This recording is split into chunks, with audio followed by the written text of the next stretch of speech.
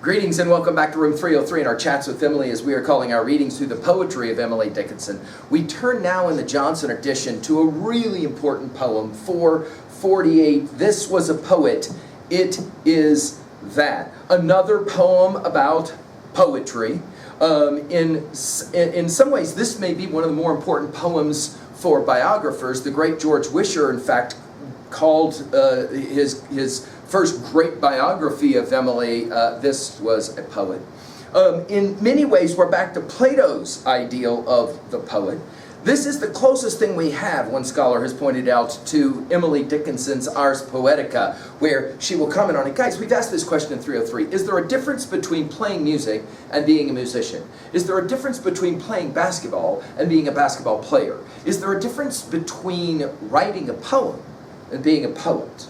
Now, our assumptions are that you've been following our stuff at LearnStrong.net, down that left-hand side, Chats with Emily, our playlist. I'm hopeful you worked through our set of introductory comments. I'm really hopeful that you've read the preceding 447 poems. We just finished with 447, Could I Do More for Thee? And if you have, then you know that this poem can sit within a context of a number of other titles that we've already seen, where Emily is trying to figure out what it is to be a poet.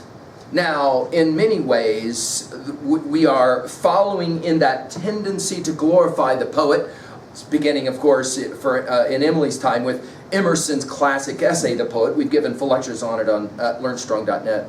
In this poem, we'll have three different views of the poet, although it starts out looking like just two.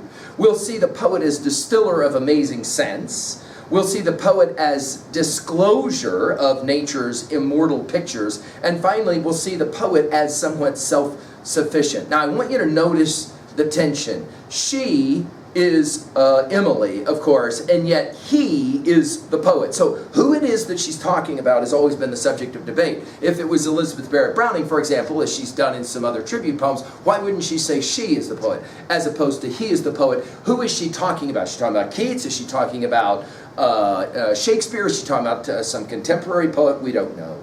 I want you to study her use of this and that, though, in this poem. And I want you to identify the ways in which she'll argue that writing good poetry is like distilling perfume. Attar, here she'll use the reference here. She'll say it this way. This was a poet. It is that distills amazing sense from ordinary meanings, and attar so immense from the familiar species that perished by the door. We wonder it was not ourselves arrested it before. Of pictures, the disclosure, the poet, it is he, entitles us, by contrast, to ceaseless poverty, of portion so unconscious that robbing could not harm himself to him, a fortune exterior to time. I find it fascinating that this poem ends with the word time and then, of course, the dash.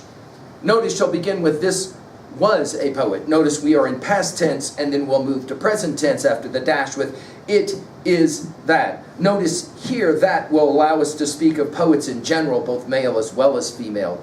And then she'll say the poet will do what? Well, first, distills amazing sense. Now, Emily's readership would know the great Newton song Amazing Grace and the play off of this amazing sense. By the way, notice sense sounds like S-E-N-T-S, sense, and of course that has to do with the attar or the perfume that's coming. Notice we move from ordinary meanings, and I think a lot of Shelley's defense of poetry is behind this. You'll remember what Shelley says in defense of poetry. We've given full lectures at LearnStrong.net, taking the ordinary and somehow making it extraordinary, right? From ordinary meanings, and attar, so immense, perfume, the precious fluid that's pressed out of a rose, attar, so immense, from the familiar species, right? In other words, this is the obvious, right? Shelley's defense of poetry again. And Wordsworth's lyrical ballads, I think, also comes to mind here. From the familiar species, that, notice we're back to that, perished by the door. I mean, we can't read this and not think of Walt Whitman's When Lilacs Last in the Dooryard Bloom. We gave full lectures over all the poems of Whitman's Leaves of Grass Deathbed edition in our talks with Walt at LearnStrong.net. Notice here that we will have the flowers in the dooryard of poem 138. From the familiar species that perished by the door, we wonder it was not ourselves arrested it before. In other words, what is it that great poets do? Guys, we've seen this so many times with Emily, haven't we? They say the thing that we go, I already knew that, and yet somehow somehow it comes back to us. And then of pictures, the disclosure. Now when we get to poem 505, we'll play the game this way, and I think it'll be interesting. I would not paint a picture, I'd rather be the one its bright impossibility to dwell delicious on, and wonder how the fingers feel whose rare celestial stir evokes so sweet a torment, such sumptuous despair. I would not talk like cornets, I'd rather be the one, raised softly to the ceilings and out, and easy on through villages of ether, myself endured balloon, be but a lip of metal, the peer to my pontroon. Nor would I be a poet, it's finer, own the ear, enamored, impotent, content, the license to revere a privilege so awful that would be the dower, that would the dower be, had I the art to stun myself with bolts of melody, of pictures, the disclosure. Go back to poem 308 to see some of that. Think about that as being the 1,775 poems of Emily. The poet, it is he, entitles us, by contrast. Notice from the poet it is that, to the poet it is he.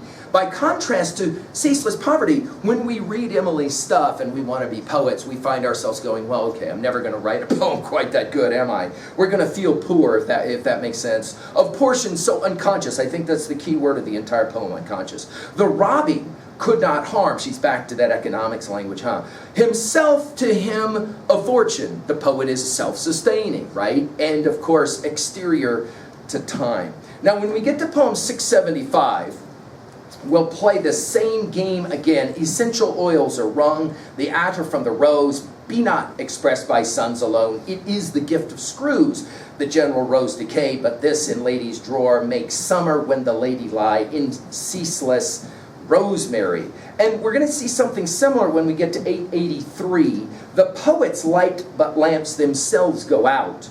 The wicks they stimulate, if vital light in here as do the suns, each age a lens disseminating their circumference. Okay, so what are we going to say about this poem at 2a? Well, I think our argument is that great poets, great artists, travel and somehow transcend time and place. At 2b, the alliteration of this poem is quite remarkable, and the tense from past to present as well.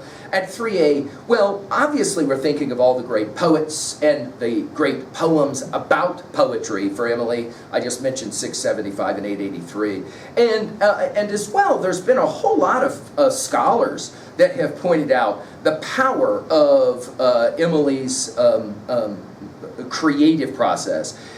The great Inder Kerr says it this way: in the creative process, the poet arrests the flow of our perishable existence. He creates pictures of immortality, and when these rich visions are disclosed to us in the form of images and metaphors, our daily world fades by contrast into ceaseless poverty. From Landscape of Absence, page 118.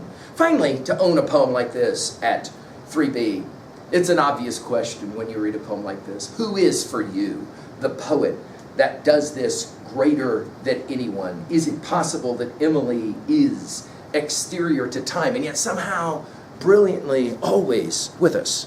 Thank you.